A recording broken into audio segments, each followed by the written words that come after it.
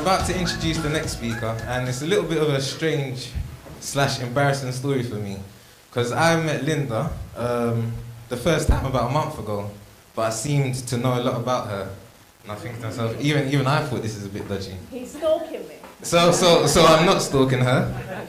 I actually went to university with one of Linda's sisters, and the funniest thing is we weren't that close, but I just remembered the last name. Then I ended up in a nationwide bank on one occasion, and then I noticed a lady with the same last name. Then I met Linda, and we were talking, and then she had the same last name, so I said, "Do you have a sister called this?" She said, "Yes." And I said, "And another sister that works in a bank?" And she said, "Yes." And she said, "So do you know them?" And I said, "No." And I thought to myself, look, I'm not a weirdo. I know about your family, but I promise you I'm not a weirdo. So, yes, she's coming up with a very interesting topic. And one thing I do know about Linda, but I asked her this time, is her birthday. And she's born on April Fool's Day. So, yeah. So let's all give Linda a big round of applause.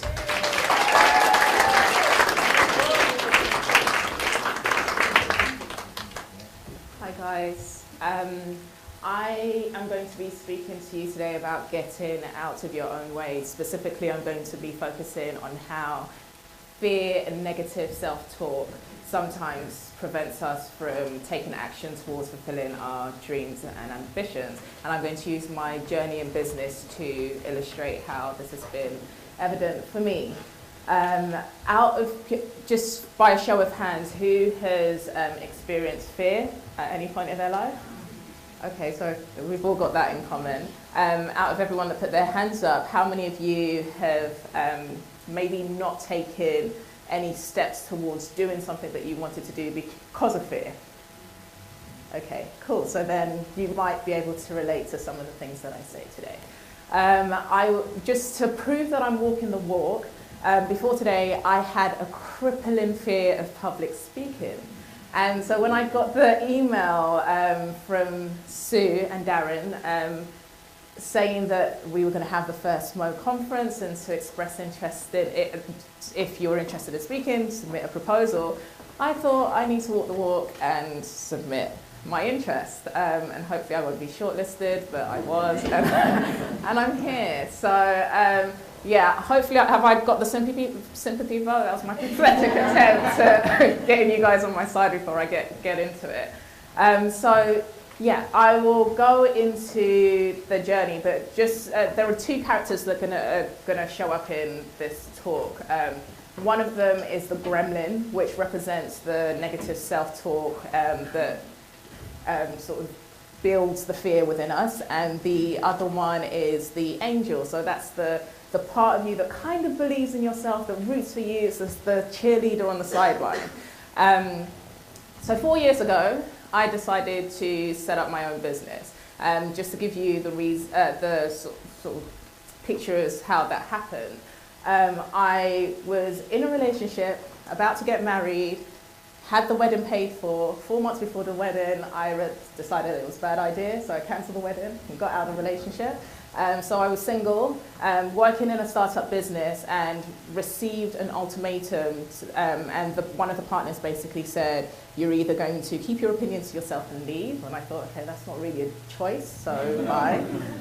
So here I was, out of a relationship, had no money, no job. But one thing I knew is that I wasn't going to get a job. But those circumstances sort of kind of led me into a depression, because I had nowhere to stay, no money, no man, and I decided to start a business. A perfect situation to start a business.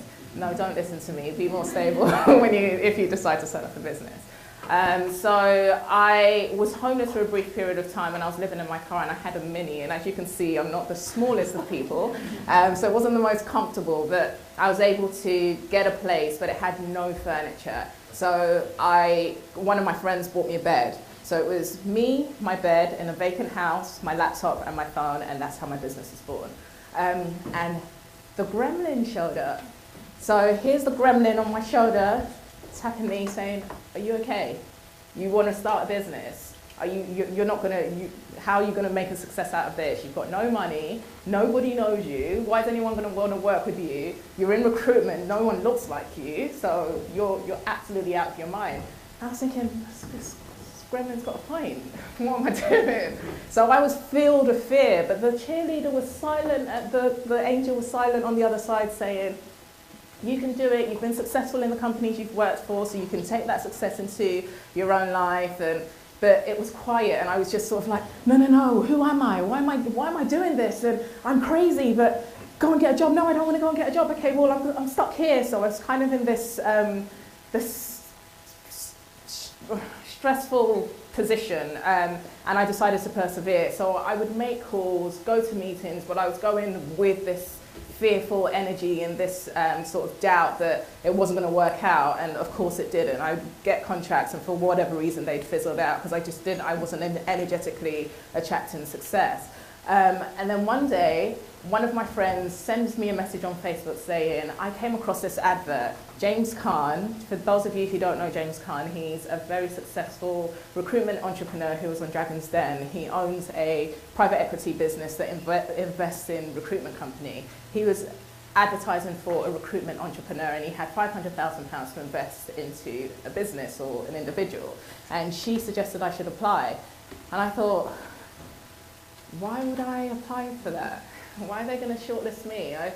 I've been going on for a year by this time, had made no money, was living on toast and water, literally, because I was too proud to ask for any help, and that's one of the things I've learned. You can't be in business and be on your own, so ask for help.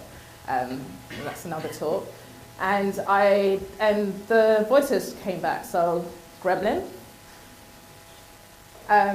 you can try and apply for this, but you're fooling yourself. You're never going to be shortlisted. Loads of people are going to apply. He's a famous person, so the amount of recruitment people that are going to apply that have got loads of experience, they're way better than you.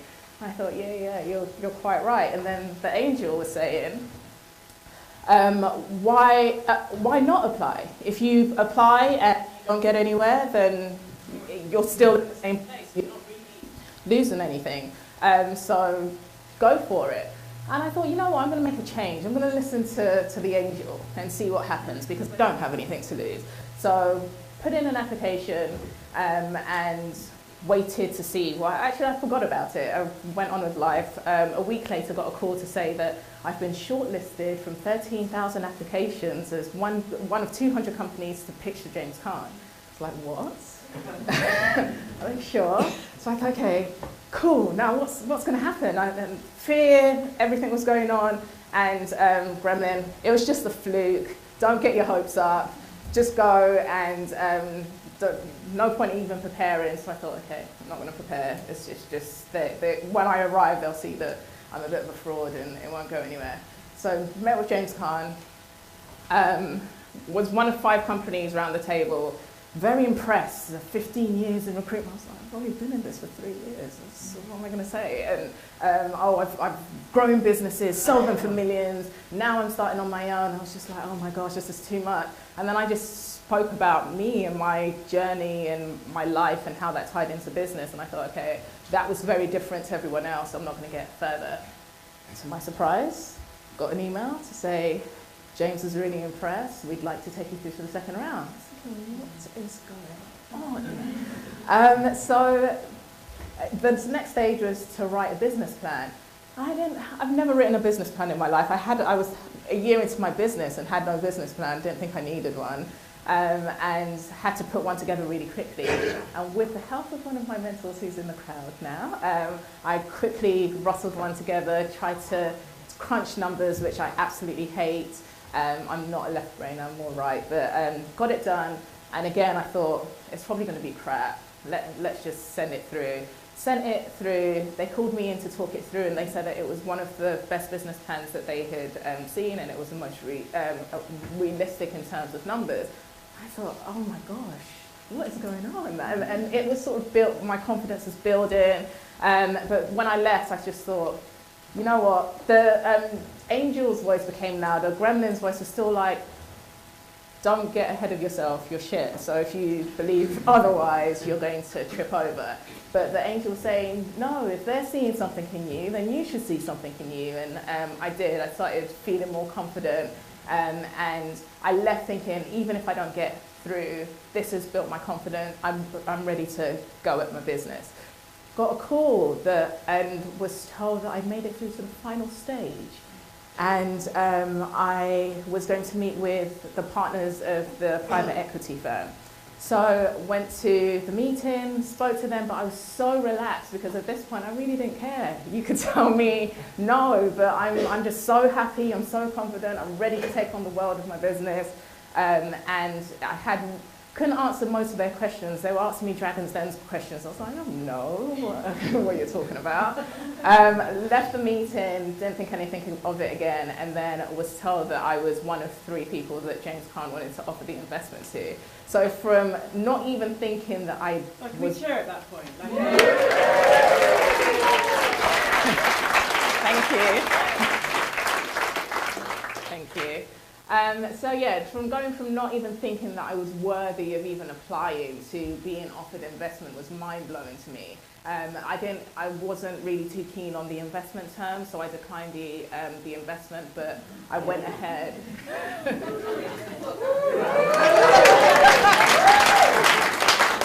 Thank you. So I went ahead, and after that, things changed immediately. The energy that I went out into the market was completely different. I was winning contract after contract at a rate that I couldn't even contain, hired staff, got an office, and it just completely flipped around. So the biggest learn was that the gremlin is not actually a mean thing. It's trying to protect you from the unknown. And I'm sure most of you know the definition of fear, which is false evidence appearing real. Anything that is you're fearing is in the future, and the future hasn't actually happened, so it's not real, there's no evidence in it. The only way you can test whether it's real is to actually do it. And if it is wrong, then, or not the circumstances that you would have predicted, then you've learned a lesson which has contributed to your growth. So I would really encourage stepping into fear, doing it anyway, like I have done today, and it's not so bad, actually. Well, you guys are just really beautiful people, so it's really easy to be in front of you. But yeah, fear is not your enemy, it's trying to protect you. But if you let it know that you're okay, you're going to do this anyway and step into it, I think you'd be pleasantly surprised about what you're capable of and the sort of things that you can achieve in life. And with that, be courageous and, yeah, fearless. Well